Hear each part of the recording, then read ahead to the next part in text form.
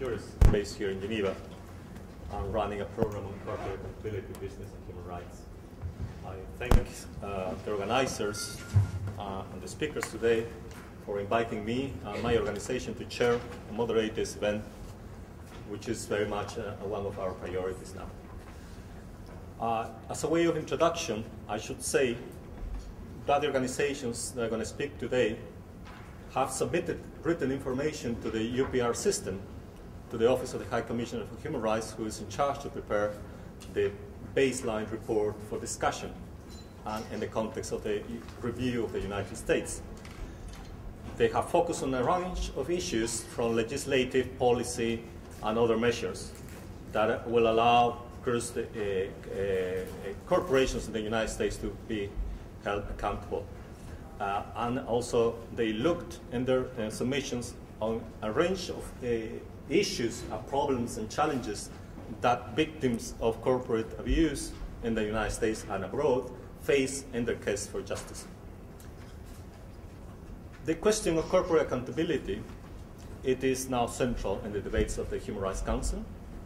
As you may know, in 2008, Professor John Ruggie, an American professor appointed by the Council as a special representative of the Secretary General on the issue of business and human rights, Professor Ruggie, I say, presented a framework, a policy framework, to the Council called Protect,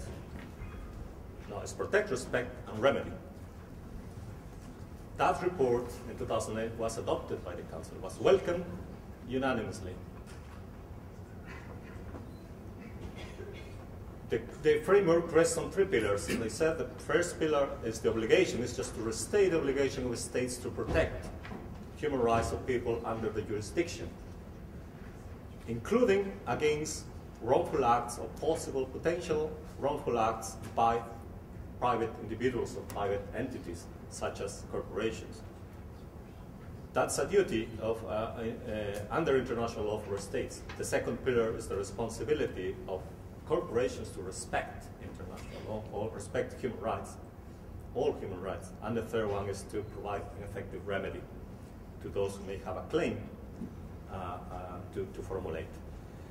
This framework has been used by the organizations submitting this information to the Council to present their information, to present the issues they have putting forward, and they will recall us all today. And for me, for my organization, the UPR of the United States is going to be a test case to measure the level of effectiveness, the level of usefulness of this framework that Professor Ruggie has presented and the Council has adopted, and to the level of utility or usefulness of this framework to promote corporate accountability, corporate responsibility, and human rights for corporations. So it is important to recall again that this framework has been adopted. The key elements of that framework should be followed. Countries in the Council, governments in the Council have committed to it. And in this case of the UPR for the United States, we look forward to all governments, especially those who have sponsored the mandate of the special representative, to use it, to use that framework, and to question, query, and recommend to the United States different measures, different steps to be taken to promote better responsibility of corporations of human rights. This being said, I will pass now to introduce very, very briefly the speakers today. I have the great pleasure to have this high quality of people sitting here on the podium. All of them are very much into the issues they will speak about today. They are running, or they are being affected directly by the activities of corporations, or they are working directly with the victims of those wrongful activities of corporations. On one side, we have three persons here from the Western Shoshone Defense Project that will speak about how corporations, especially one that works in mining, exploration, and extraction, is affecting the rights of the Western Shoshone people, and how they have been implementing a project to defend the rights of the Shoshone people against the activities of that corporation, and to get the government of the United States to adopt measures to protect their rights. They will speak about the challenges, the existing legislation, and also the way that that legislation is, in fact, in practice, not being implemented. Here on the other side, I have Katherine Gallagher and a representative of the Corrie family that will speak in particular about the case of Rachel Corrie versus a big corporation that most people know, Caterpillar, for the killing of Rachel Corrie a few years ago in the context of peaceful resistance to demolition of houses in the occupied Palestinian territories. Katie also will speak about other cases and litigation in the United States against corporations, the challenges they're facing, the problems, the obstacles, and also the potential. Without much, I will give the floor to each of you. I will start perhaps on my left. Is that right for all of you? Each one will have 10 minutes, please, and I will pass a little paper telling you that you have 2 minutes left. 10 minutes each, and I understand then you two will share 10 minutes, 5 each, and then Mrs. Shanna Hoover will speak at the end, 10 minutes. And then we will have a moment for interaction, questions and answers. So without much, so I'll give you the floor, Gina, please. Next. I'll pass the mic. How does it work? That's it. And you have the mic, this one here. Right. Good afternoon. My name is Gina Pattanayak, and on behalf of the Rachel Corrie's family and the Rachel Corrie Foundation, I'd like to thank the International Federation for Human Rights and the Center for Constitutional Rights for organizing this panel. We are deeply grateful for the opportunity to address corporate responsibility for extrajudicial killings, especially of American citizens, during the Universal Periodic Review. My cousin, Rachel Corrie, was killed on March 16, 2003, when she was crushed to death by an Israeli Defense Forces Caterpillar D9R bulldozer in Rafah in the Gaza Strip. Rachel was trying to non-violently prevent the demolition of the home of a Palestinian family. She was an American citizen, born in Olympia, Washington, and she was in Rafah as part of the international solidarity movement. ISM actually developed in 2001 after a UN resolution to send peacekeepers to Palestine was vetoed by Israel and the United States. ISM activists worked in Rafah to offer protection for Palestinian civilian homes threatened by the Israeli military during a period when there were massive illegal clearing demolitions that destroyed over 1,600 homes in Rafah, those of 1/10 of the population. 7 international eyewitnesses were present on the day of Rachel's death. One, Greg Schnabel, testified this past March in Israeli court that during the hours that the activists were in the area, the bulldozers came close to him and another ISM activist and then stopped right before them, leading him to believe that the bulldozers could see where they were. All of the international eyewitnesses and Palestinian eyewitnesses have confirmed that the bulldozer went over Rachel, stopped, and then without lifting its blade, backed over her again, breaking every bone in her body. On March 19, 2003, U.S. Department of State spokesperson Richard Boucher reported in his daily briefing that Prime Minister Ariel Sharon promised then-President George Bush that the Israeli government would undertake a thorough, credible, and transparent investigation into Rachel's killing and report the results of that investigation back to the United States. To this day, it is the position of the Corrie family and the United States Department of State that such an investigation has not occurred.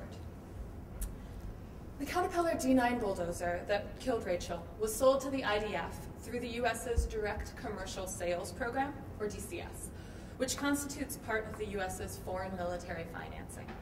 Now, discovering how DCS works has been extremely difficult, but it is our understanding that the bulldozers are sold to Israel directly through Caterpillar, where they are then armored until they weigh approximately 64 tons, equipped with gun turrets and cameras and possibly smoke detectors, and then used as armorized weapons, used by Israel to commit human rights abuses in Palestine, including the injuring and killing of civilians, the destruction of homes, of infrastructure, of agricultural land, the building of illegal settlements, and Israel's illegal wall in the West Bank.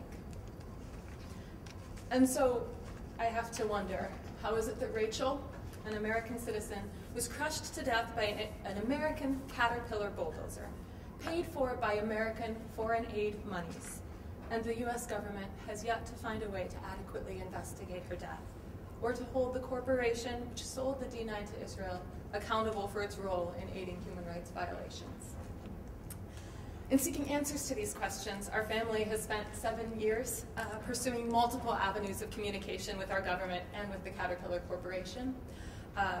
And hopefully in the next few minutes, I'd like to put Corrie versus Caterpillar in context with the other efforts that our family and the foundation have undergone in encouraging the US to live up to its international and domestic commitments to human rights. At some point in the past 7 years, members of our family have held meetings with every single congressional office, oftentimes multiple meetings, to try and encourage them to facilitate an independent investigation into Rachel's death. And I should say at this point that the Corries have been helped by dedicated and persistent congressional staffers, congresspeople, staffers from state and justice and the US embassies. I'm certain that we wouldn't know as much as we do about Rachel's killing and the investigation which followed without their help.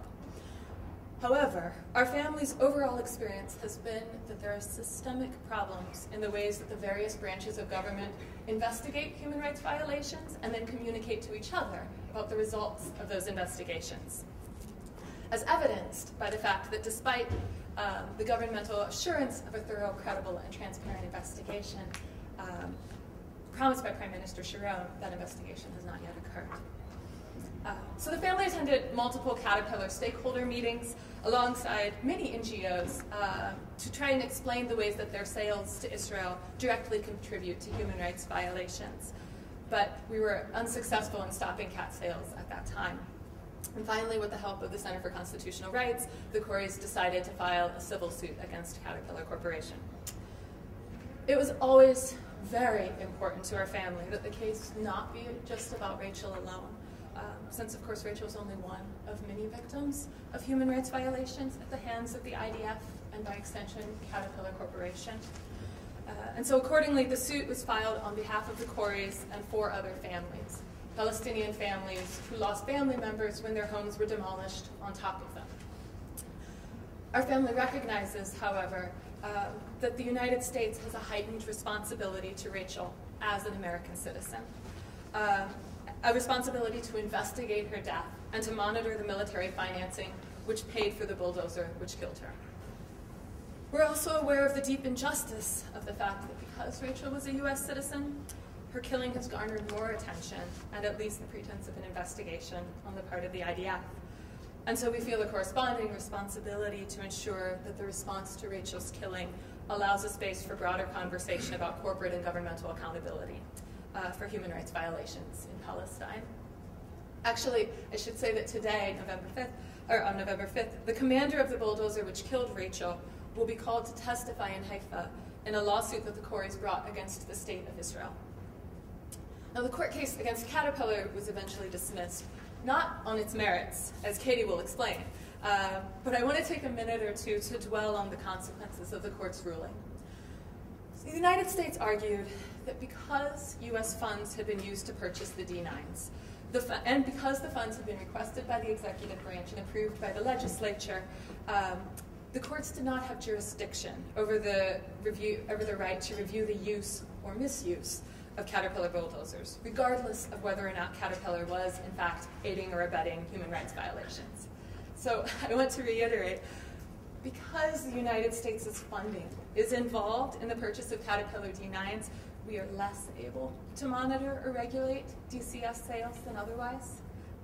If so, it seems that our foreign policy objectives are overshadowing our affirmative responsibility to ensure that all perpetrators of human rights violations, including corporations who knowingly abet perpetrators, are held accountable.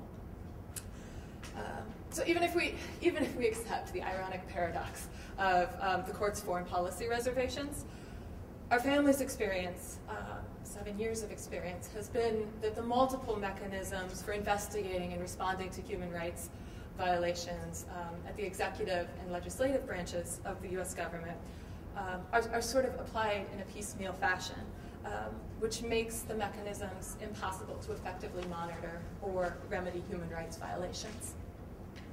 I could discuss many of the ways that we've worked through this, but importantly for our concerns with Caterpillar, I want to focus really quickly on two interconnected mechanisms for monitoring human rights violations and foreign military funding. One is the so-called Leahy Amendment, a provision attached to all foreign appropriations acts, which states that the U.S. must review all allegations of gross human rights violations and cease funding any military units which perpetrate said violations until it's been shown that the units have provided effective remedy for the violations and to prevent future violations. Michael Posner, in his recent confirmation hearings, underscored the fact the Leahy provision is one of the most effective means that the U.S. has of protecting and enforcing human rights. However, the State Department tends to rely upon information collected in its own country reports in human rights practices, the second mechanism, for determining whether individual events, like Rachel's killing, coalesce into a pattern of gross human rights violations, which would then fall under the Leahy Amendment, or vetting for a potential Leahy violation. And here, I think it's useful to look at Rachel's case as an index of the problems with the country reports, and by extension, the government's ability to investigate Leahy violations. Rachel's killing was thrice listed in the country reports for 2003, 2004, and 2005 for Israel and the occupied territories. And you can find the text of those entries in a handout on the table. I should say here that the subsequent entries, the 2004 and 2005 entries, are the result of many, many, many hours of our family's work lobbying Congress to ensure the accuracy of the reports. And it's our contention that they're still not accurate. As you can see, if you look at the texts, the reports systematically exclude the State Department's own analysis of Israel's failure to perform a credible investigation into Rachel's death. The 2003 report basically ventriloquizes the IDF's own investigation into Rachel's death verbatim, which should give us all pause. What does it mean to allow the perpetrator of an extrajudicial killing to be the sole voice in the U.S.'s official record of the event? Reports generated by international NGOs such as Human Rights Watch and Amnesty International, which noted a pattern of negligence in Israeli reports into civilians killed by the IDF, were ignored in the creation of the country reports. And although the reports cite measures taken by the IDF to prevent further killings with D9 bulldozers, they fail to mention that those measures were not enough to protect the killing, or to prevent the killing of Ibrahim Mahmoud Mohammed Khalafallah on June 12, 2004. In other words, they're not necessarily effective measures. I should say as well that the report doesn't reflect the full range of remedies taken by the IDF in 2003. After Rachel and two other international human rights monitors were killed in a 7-week period in a 2-mile stretch of Rafah, of Gaza, the IDF forced all entering the West Bank to sign a waiver, saying that they wouldn't hold the IDF or the Israeli government accountable if they were shot or killed. Perhaps that's not a remedy in the United States' eyes, but it does fit into the pattern of the types of remedies that the Israeli government was producing at the time. And most importantly, the country reports miscite the allegation that there's not been a thorough, credible, and transparent investigation into Rachel's death.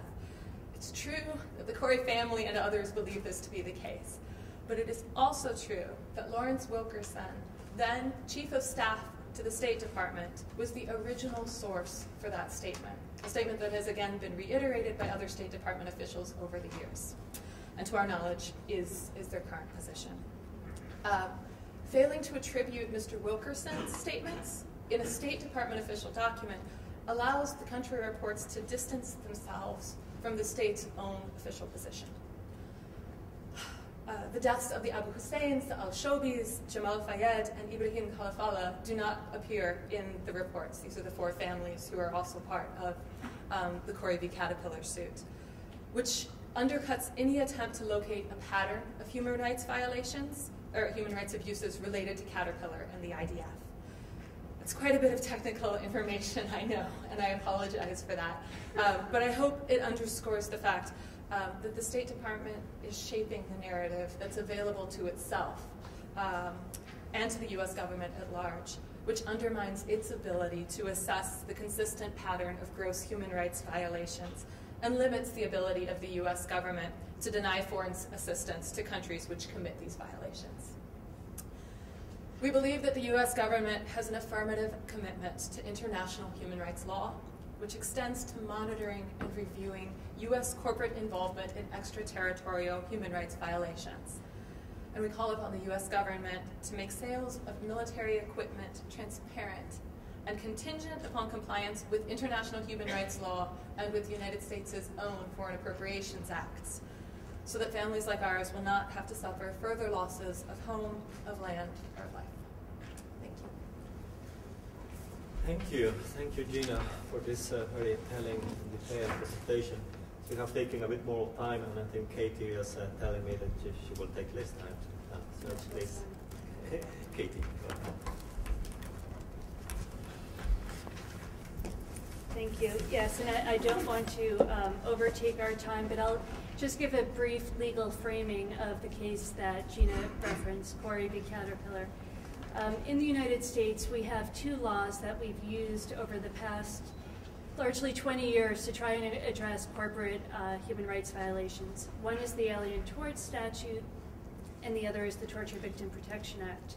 The Alien Tort Statute allows any non-U.S. citizen to come into a U.S. court and allege a serious violation of international law. I'm putting it not in its technical terms, but generally what you can do with that. So over the last 30 years, there have been cases brought against multinational corporations for violations involved in mining operations, in oil exploration, in private military contractors engaged in human rights violations in Iraq and Afghanistan, and the Corrie v. Caterpillar case against Caterpillar for its participation, first and foremost, in the killing of civilians, including Rachel and Palestinian families. And I really have to echo what Gina said about the Corries consistently and continually ensuring that this case is about more than Rachel, that this is about the context in which she was killed, which was the context of house demolitions of Palestinians in both the West Bank and Gaza, which in 2002, 2003 was going on in extremely large numbers and continues to go on to this day. So moving quickly to the Corrie v. Caterpillar case, we alleged war crimes for the demolition of civilian property and the killing of civilians. And under the Torture Victim Protection Act, which applies to U.S. citizens, that's where we brought our claim for an extrajudicial killing for the killing of Rachel Corrie. The U.S. government, when the case was filed in 2005, it did not make any submissions in the case. We did lose the case on the district court level, and when we appealed to the Ninth Circuit, there the U.S. government filed an amicus brief, and it made technical legal arguments. Again, I'm not going to go into details, but we have information on the case over on the table. Essentially what the U.S. government argued, and this was the U.S. government under George W. Bush, it argued that the Alien Tort Statute could not be used for violations that occur outside the United States. Now, when the statute gives jurisdiction to non-U.S. citizens to bring violations of international law, this argument is a little unusual because a large part of the reason behind this law is precisely to address violations that occur outside the United States. The U.S. also questioned allowing the statute to be used for aiding and abetting liability. And our theory in this case against Caterpillar was that Caterpillar knew that its product, these massive bulldozers, and we're not talking about the bulldozer that you see on the street. These massive weapon-like bulldozers were being used for decades to commit international law violations. The violations were documented in UN reports. The violations were documented in NGO reports. The violations were brought to the attention of Caterpillar directly through letters, through a postcard campaign. So they were definitely on notice for years of the violations that they were involved in. But the U.S. government said that to hold someone who's aiding and abetting a violation liable is taking the Alien Tort Statute too far. But the core of the U.S. government's submission was, as Gina said, the fact that the U.S. government was involved with the reimbursement of the sale of these bulldozers. And the amicus brief goes on to discuss the importance of foreign relations and the importance of foreign policy. What's kind of shocking to me is that you don't see human rights and compliance with human rights obligations and international law obligations listed among those foreign policy concerns. The U.S. government discusses the importance of military aid, the importance of having U.S. products sold overseas, the importance of not having a deterrent effect for our weapons suppliers to have their product go overseas because, we shouldn't put any obligation on them to know how these weapons are being used. So the brief was a very one-sided view, in my opinion, of U.S. foreign policy. And unfortunately, that is the view that was adopted by the Ninth Circuit in dismissing this case, finding, as Gina said, that to rule on this case, to even look at the merits, would ultimately be questioning the executive and legislative branches. Nowhere in this case did the plaintiffs challenge U.S. military aid to Israel. What was challenged in this case was a corporation that knew that its product was being used to commit serious violations of international law over decades, and it did nothing to stop that. We have instances coming from the Nuremberg tribunals through the present that place an obligation on corporations to know how its products are being used and to not engage in such business practices. We're not simply challenging doing business with Israel. We're challenging the provision of a product that really is used to commit serious human rights violations. As I said, that was under the Bush administration. We're waiting to see what the Obama administration does in these type of cases. A case that I'm currently litigating, Saleh v. Titan, is brought on behalf of 252 Iraqis who were detained in detention centers all over Iraq, including Abu Ghraib, and they were tortured between the years late 2003 and through 2007. And private military contractors, Khaki and Titan Corporation, were found in U.S. government military reports to have been complicit in the abuse that was that detainees were subjected to. This case is currently pending before the Supreme Court, and the Supreme Court has invited the Obama administration to give its views on whether corporations, including private military contractors, can be held liable. Now, if you take the Corrie precedent, it would seem, well, there's clearly U.S. involvement. We shouldn't go there. But I think it's telling that this case has not been dismissed so far on that ground. It's been dismissed on other grounds, but the Obama administration should live up to the obligations that it has to uphold international law, to uphold the prohibition against torture, which is an international legal obligation and also a domestic obligation. So I'll stop very quickly now and leave it there, and of course any questions I can answer later. Yes, thank you, Katie. Indeed, there will be lots of time to discuss and expand on your ideas. I think very interesting your presentation, the sense that you have underlined a series of procedural challenges that make access to an effective remedy in the U.S. in the context of corporate human rights abuse, in many cases, or most of the cases, I would dare to say, illusory. So, but on the one side, the good side, perhaps good news, it seems that the concept of aiding and abetting and complicity is no longer questioned, at least by the administration. But we will see how it goes.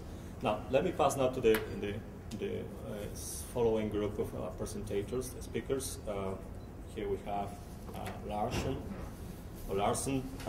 Bill, who will present the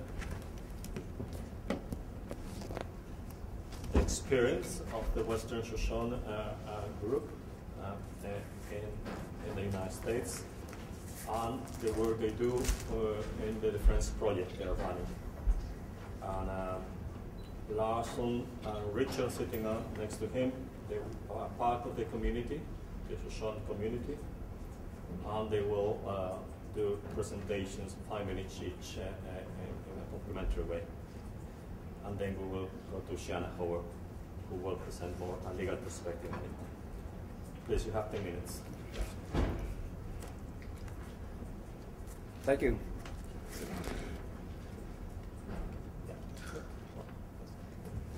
Good afternoon. My name's Larson Bill. I'm with the Western Shoshone Defense Project, also at Western Shoshone. And we're here we got many issues in Shoshone country, but one of them is accountability of corporations that's operating on our lands. And in this case, it'd be mining. We are impacted by mining. I think Nevada on our lands is like ground zero for mining in the United States. Right now it's our lands is the second biggest gold producers in the world. And talking about corporate responsibilities, there is none going on with us with the mines, because we have asked them for their corporate policy. They never gave us how they operate, what's their policy on corporate responsibilities. So in the meantime, what the mines do is to as far as their responsibility, they pretty much buy out the communities. They donate money to different organizations, and whatever money they got left, they come to the Shoshone people to ask them if they need money for something. And in most cases, some of the members in different communities, see, we're not on one community, we're spread out all over. So they pick on the community further away from the affected area. They give them money, but then on the other hand, they want something back once they give out the money to the tribes. They want a payback of some kind. And in some cases, in fact, one situation is that the Canadian company Barrick offered us $1 million, and that the people in the area didn't take that money. So, and if they did take it, there was a payback to Barrick. And one of the things that was really surprising us is Barrick didn't want us to talk about them as human rights violators. They wanted to in order to get that money, they wanted that payback to take them off the list, and we said no. So even today, it's been a long fight trying to figure out what role they play, because like I said, the natives are the last ones to get any kind of support on anything, and there's no set patterns on these mines of how they operate. You know, that one mine operates different from the other. And the other mining company is Newmont, which is an American company. They show a little interest, but then we haven't seen anything concrete yet as far as what their accountability is to us. And we are being affected. Our waters are being polluted. Animals are dying. There's mercury all over in the air and the water. You know, and even it's been discovered that the mercury has gone to the neighboring states like Utah and Idaho, and they pinpoint it coming from Nevada. So you got mercury, and who's accountable? Nobody's accountable, because they're protected under the 1872 mining law, which says that they could do anything they want. and that's been proven in court. That law trumped our Grace Protection Act, our Religious Act. You know, that just trumped the whole thing, and so we're like a victim of everything out there. So, and hopefully that someday someone's gonna figure out how to operate properly or responsibility to the indigenous people, not only in the Shoshone country, but in Alaska and globally. Thank you. Thank you, Larson. Richard. My story's from a little further south before we go to Shoshone also. That always helps.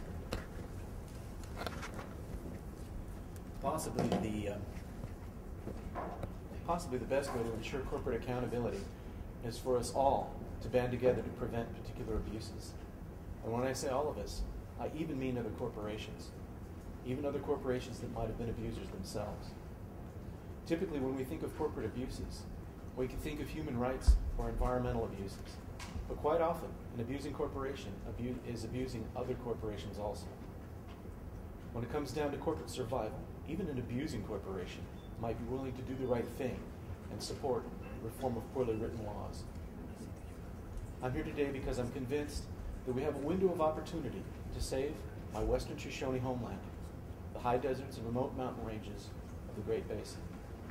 This is a vast natural area, taking up much of the states of Nevada and Utah, in the very middle of the American West. Other than mining, very little human development has occurred here because of how little water there is. However, this is exactly what makes the Great Basin so wonderful. It still retains much of the beauty that my ancestors have called home for thousands of years. When the U.S. took this land from our ancestors, we signed a treaty of Ruby Valley that guaranteed we would not be left homeless, without game to eat or water to drink. Sadly, this treaty has been more a treaty of convenience than integrity. Now, Las Vegas wants to drain much of the Great Basin for its own opulently wasteful uses. It doesn't take a hydrologist to figure out what the consequences are of exporting water from the desert. We are facing the potential Dust Bowl devastation of an area bigger than some of America's smaller states. And why? Because the U.S. has delegated water laws to the states, and our states' water laws are so poorly written, which is why I'm here today. We need help keeping my native homeland from being robbed of everything it has of value and eventually transformed into our nation's waste dump. Water is life, and a corporate-driven quasi-municipality wants to take our water. Nevada's water laws were written a century ago to placate miners and farmers. In a nutshell, Nevada's water law states, first in use, first in right. Now, it only makes sense that Native Americans were using Nevada's water for thousands of years, so we should have some rights to these waters. Our treaty with the U.S. government and the Winters Doctrines both reinforce these rights. However, Nevada's state water laws pretends that Western Shoshone rights to our own federally recognized water don't exist. Slicing up the pie for those who can afford to take it is no way to manage water in the desert. In the real world today, first in use, first in right, translates to the first to waste our water can have it for free. The consequences of this corporate giveaway water law will be catastrophic for everyone and everything in the long run in the state of Nevada. Irrationally, Las Vegas is simply reacting to irrational Nevada water law. Las Vegas wants to export water from the Great Basin because if they don't, multinational corporations will. The water grab isn't really what the people of Las Vegas want. This is what the developers and politicians committed to before the price of desalination dropped. In fact, now, trading desalinated water for a bigger allotment of the Colorado River is cheaper than piping it in from the desert for hundreds of miles. What we need are water laws that respect Native Americans, rural residents, future generations, and natural wild areas. What Nevada needs are guidelines for writing sustainable water law, and UN help pressuring the U.S. government to live up to their own commitments with worldwide help pressuring local Nevada corporations, such as Las Vegas hotels, to convince Nevada legislatures to rewrite these laws. If this strategy works, it might possibly set a precedent for how to reform water laws across our nation. Thank you. Thank you very much. Thanks, Richard. I will pass to Gina.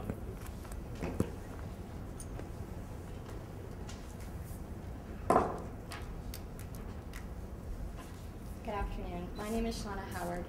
I'm an attorney with the University of Arizona Indigenous Peoples Law and Policy Program, and I represent Carrie Dan, a Shoshone elder at the Inter-American Commission on Human Rights of the OAS, in a petition that was filed there, and I also assist the Shoshone with their advocacy before the United Nations, the Committee on the Elimination of Racial Discrimination and other mechanisms. So I'll just briefly address the domestic and international legal strategies that they've taken to address their land struggle. And we also have copies of 2 submissions to the UPR, 2 joint submissions. One focuses mostly on the indigenous issue, and the other joint submission that was done on corporate accountability, and there's more details in there.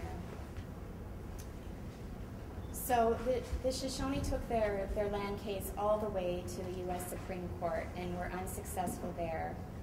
Having pursued domestic remedies and exhausted those, they went to the Inter-American Commission, and in 2002, the Commission issued a decision based on a petition that was filed, finding the U.S. in violation of the Shoshone's right to due process, to equality, and to property.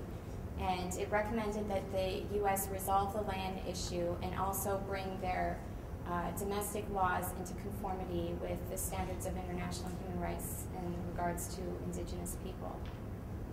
The U.S. failed to implement that decision, and so they went to the UN Committee on the Elimination of Racial Discrimination. Because the U.S. hasn't accepted Article 14 complaints procedure, they filed under the urgent action early warning procedures. And in 2006, the committee issued a full formal decision on the Shoshone issue and stated that the U.S. must stop, halt, desist all activities on Shoshone lands until the land issue is resolved and until the U.S. engages in a dialogue with the Shoshone people. Again, the U.S. failed to respond. Their argument with respect to the OAS decision and to the UN CERD decision has been that the issues being addressed at the domestic level, it was taken to the Supreme Court, it was heard before the Indian Claims Commission and resolved there, and also that these international decisions don't really apply to them because they didn't accept Article 14, they don't really recognize the urgent action procedure. And with the OAS decision, it's a declaration, it's not the convention, so it's not the Inter-American Court, it's not necessarily binding on them.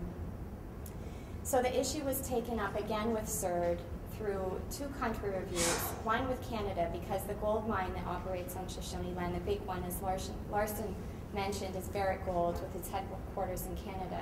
So when Canada was reviewed, the Defense Project submitted a written communication with all the human rights allegations again in there, and the committee said that Canada is responsible for the actions of its corporations, its transnational corporations, not just in Canada, but also outside of Canada, the activities that are affecting Indigenous peoples' lands. So when CERD reviewed the U.S., a similar decision came out, recommendation that the U.S. is also responsible for the activities of its corporations that occur in the U.S. but also outside of the U.S. So CERD wrapped in the urgent action procedure into this country review, and they issued in their concluding observations, there was over 40 recommendations, and they prioritized 4 of those, one of them being a reiteration of the urgent action decision in its entirety, that they have to halt all these activities on Shoshone lands. And they were given 1 year to follow up with what they had done to implement this decision. Again, they haven't adequately addressed it at all.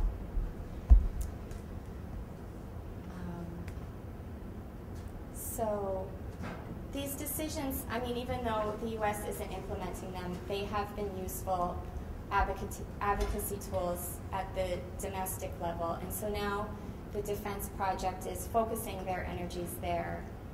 And they brought an injunction to stop the gold mining expansion. I mean, there's gold mines all over this territory, these big strip mines, cyanide, heap leach mining occurring. And now they're expanding it onto Sacred Mountain, Mount Tanabo. And it's gone ahead with the Shoshone filed an injunction and tried to stop it. And these decisions do have sway, that the United Nations has denounced these behaviors.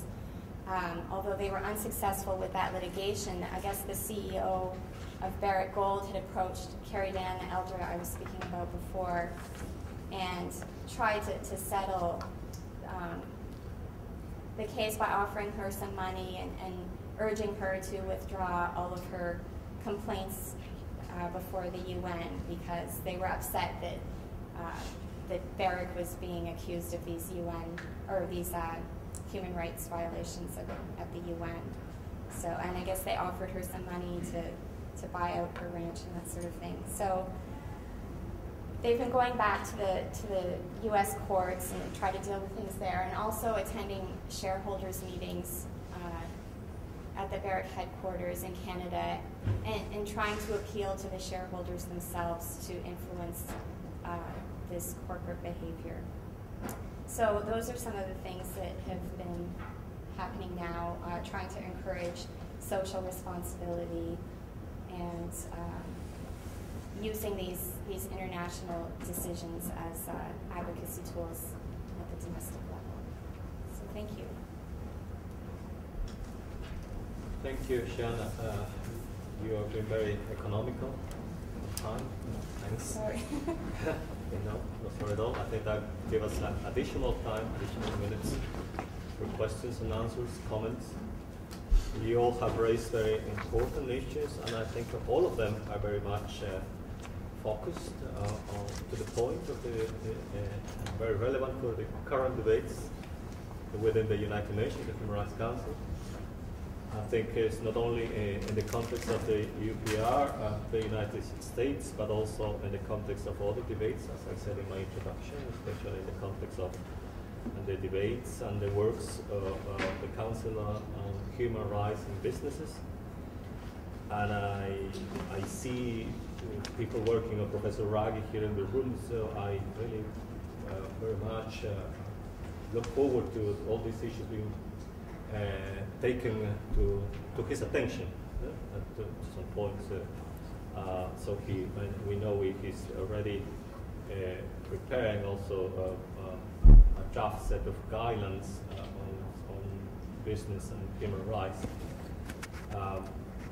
There have been issues about the issues that have been mentioned focused on the right to remedy, right and effective remedy, which is consecrated under international human rights treaties. One of them has been signed by the United States, the International Covenant on Civil and Political Rights, Article 2, on the right to effective remedy. And the many challenges, procedural challenges, a series of state privileges that the different U.S. administration use to prevent those claims from going ahead. Katie has mentioned the foreign policy, but we have seen other cases like Jefferson and others, other privileges like state secrets, national security, etc. It seems that all these sort of rights to oppose judicial proceedings on the side of the executive definitely raise a question about the prevalence of the rule of law in the United States. I mean, the separation of powers as we know it in Europe.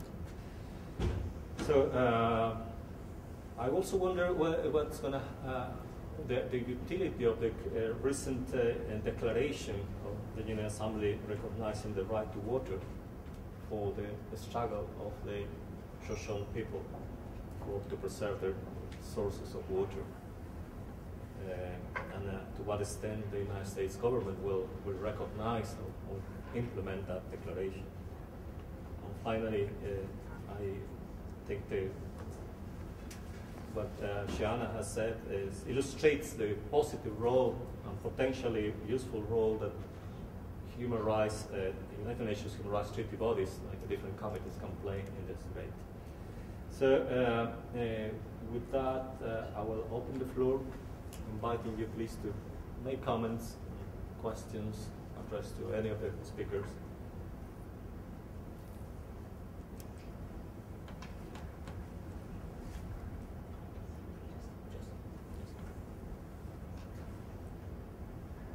Well, there aren't any. I see you are all convinced and well informed. But if it, say, right? No. Okay. So in that case, what I can do is to invite some of the speakers who actually have been very economical, very mindful of the time, and for that reason they've been saving some of the arguments and information. Now to elaborate a bit longer, perhaps we have just a few minutes each.